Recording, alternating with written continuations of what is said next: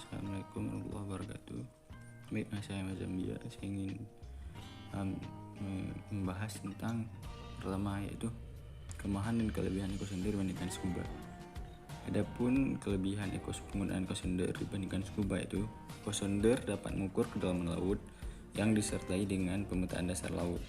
Di samping itu digunakan untuk mengetahui gerombolan ikan serta dapat mengukur suhu air pada kedalaman tertentu.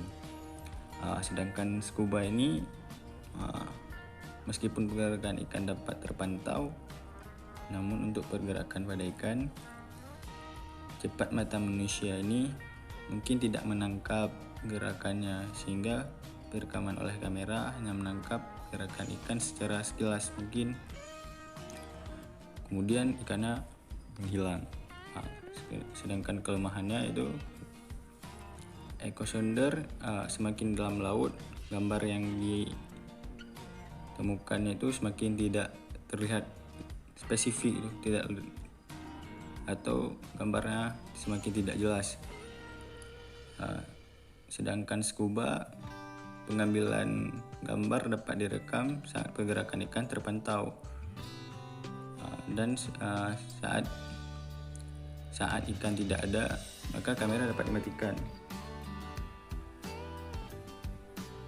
Kemudian bidang pemantauan scuba lebih luas karena operator dapat segera memindahkan arah kamera ke objek yang penting, ke arah mana ikan bergerak. Adapun soal nomor 2, yaitu prinsip kerja ekosonder. Adapun prinsip kerja ekosonder itu yaitu mengukur kedalaman laut berdasarkan pulsa getaran suara atau getaran pulsa yang dipancarkan dari transducer kapal secara vertikal ke dasar laut. Kemudian permukaan dasar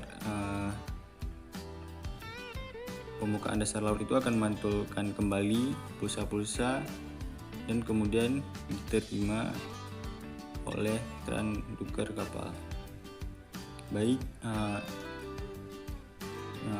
soal nomor 3, yaitu faktor yang perlu diperhatikan dalam pengambilan gambar bawah air.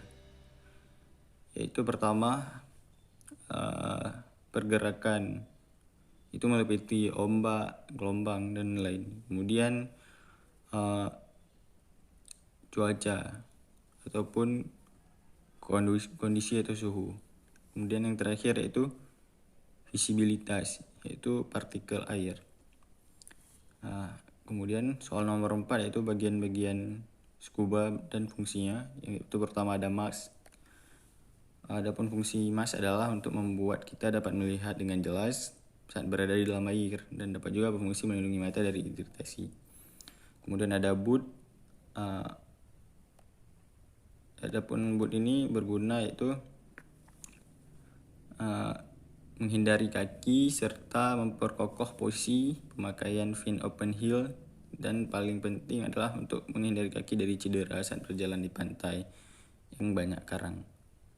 Kemudian ada kompensator device, yaitu alat ini berguna untuk mempertahankan daya apung positif saat kita berada di permukaan, dan juga daya apung netral atau netral buoyancy saat kita sedang menyelam. Kemudian ada regulator, yaitu alat yang menyalurkan udara kepada penyelam dengan cara merubah tekanan diri dari tabung scuba menjadi udara yang bertekanan sesuai dengan kebutuhan penyelam, atau intermediate pressure dengan regulator. Kemudian ada tank, yaitu tabung yang terbuat dari aluminium lebih mempengaruhi daya apung. Itu pun fungsinya yaitu untuk memiliki daya apung negatif sewaktu-waktu. Kemudian ada wetsuit, yaitu adalah pakaian selam yang berfungsi untuk menjaga tubuh kita dari kehilangan panas secara cepat dan berlebihan. Kemudian ada weight belt, yaitu berguna sebagai pemberat saat menyelam. Kemudian ada wake belt. Mengapa menggunakan wake belt itu? Karena reaksi alamiah tubuh kita suatu berada di dalam air adalah mengapung atau positif buoyancy.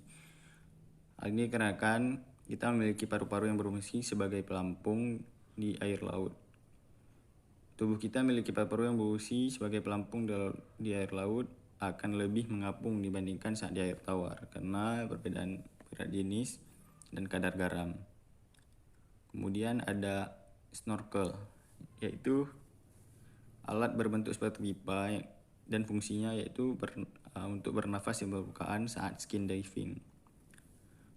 Yaitu kita dapat bernafas dengan mudah tanpa harus mengangkat kepala keluar dari air. Adapun soal nomor 5 yaitu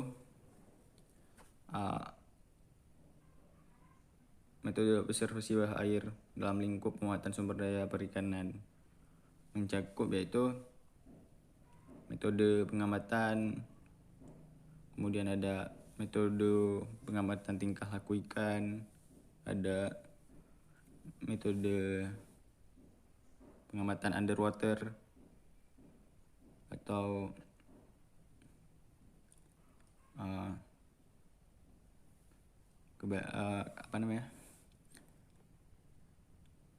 pemantauan karang atau pemantauan ikan.